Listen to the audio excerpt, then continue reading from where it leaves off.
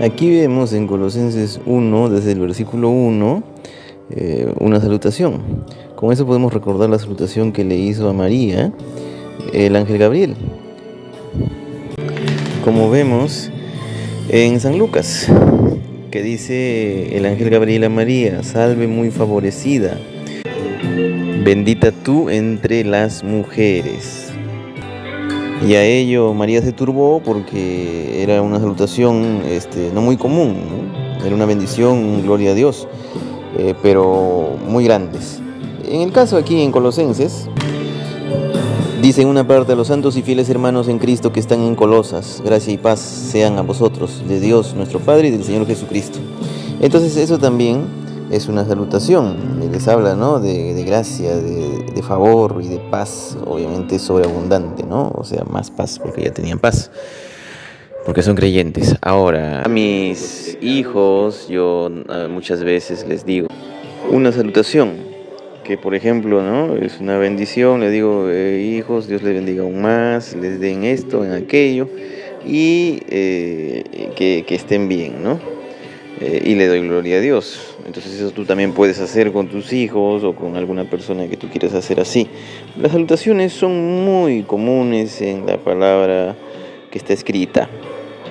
Bien, ahora habla de la oración. En el versículo 3 nos dice claramente que siempre orando por vosotros, damos gracias a Dios, Padre de nuestro Señor Jesucristo. Entonces en esa oración había un dar gracias a Dios. También habla de lo que ha sido informado el apóstol Pablo sobre la fe que tienen en Cristo Jesús los de Colosas y del amor que tienen hacia los santos. Es decir, ellos tenían un amor en el sentido de expresaban, cuidaban, eran hospitalarios, por ejemplo.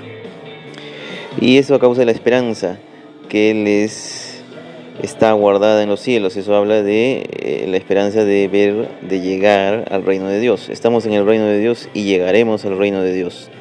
Así nos dice la palabra. Entonces, obviamente eso ya lo habían oído por la palabra verdadera del Evangelio, dice, porque a eso nos tiene que llevar la palabra, a la esperanza que es llegar al reino de Dios.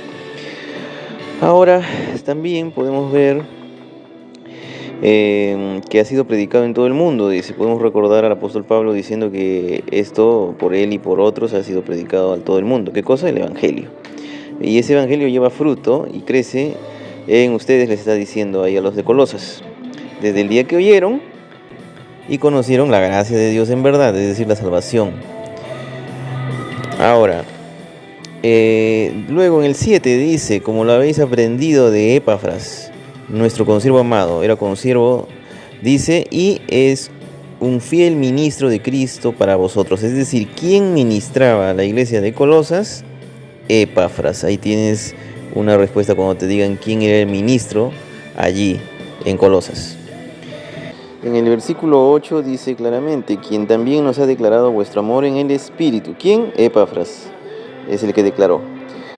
En el versículo 9, por lo cual también nosotros, desde el día que lo oímos, no cesamos de orar por vosotros y de pedir que seáis llenos del conocimiento de su voluntad en toda sabiduría e inteligencia espiritual. ¿Qué pedía en oración el apóstol Pablo por toda una iglesia? Que sean llenos del conocimiento de su voluntad. ¿Y eso en qué? En toda sabiduría e inteligencia espiritual, dice claramente el versículo 9. ¿Y eso para qué? Para que anden como es digno del Señor, agradándole en todo. Es decir, eso daba para agradar en todo al Señor, claramente dice el versículo 10. Llevando fruto eso, por tanto, en toda buena obra y creciendo en el conocimiento de Dios.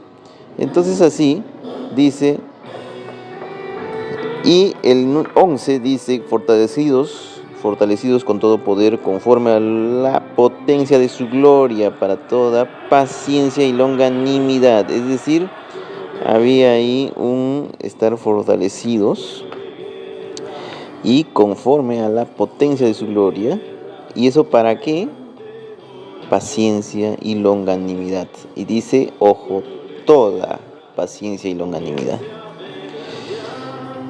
Con gozo, dando gracias al Padre que nos hizo aptos para participar de la herencia de los santos en luz. Entonces, ese con gozo es para dar gracias al Padre, que nos hizo aptos, es decir, que nos hizo aprobados. Versículo 13, el cual nos ha librado de la potestad de las tinieblas, es decir, del poder de las tinieblas nos libró Dios. ¿Y qué hizo también? Nos trasladó y trasladado al reino de su amado Hijo. Nos ha librado y trasladado, o sea, estamos en el reino de Dios y tenemos la esperanza de llegar al reino de Dios. 14. En quien tenemos, el Hijo, es en quien tenemos redención por su sangre, el perdón de pecados. Bien, gloria a Dios en el nombre de Cristo de Nazaret. Amén.